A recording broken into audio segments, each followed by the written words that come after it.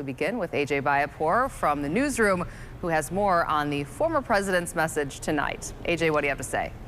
Well, Natalie, former President Trump spoke to reporters at Discovery World on the lakefront. While his campaign billed the event as one touting the need to expand school choice, Mr. Trump did not address that topic in the first 30 minutes of his remarks.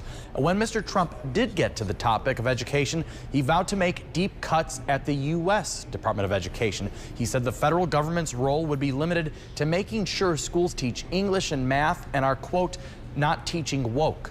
The former president then took questions from media at the event, and that included questions about today's news of Iran launching missiles into Israel.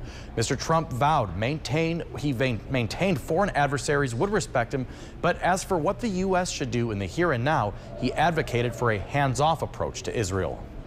They have to finish that process, however it turns out. They have to finish the process. This is a little bit like two kids fighting in the schoolyard. Sometimes you have to just sort of let it go a little bit.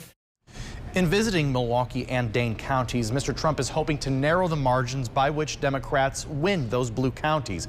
His campaign is appealing to moderate voters around Milwaukee and Madison, but in 2020, the Trump campaign unsuccessfully sued in an effort to throw out more than 200,000 absentee ballots cast in Dane and Milwaukee counties. I asked the former president about that. What is your message to someone watching in Dane and Milwaukee County who feels they did nothing wrong in 2020? They might support you, but you tried to throw their vote out 4 years ago. I think they generally agreed with me. My voters generally agreed with me.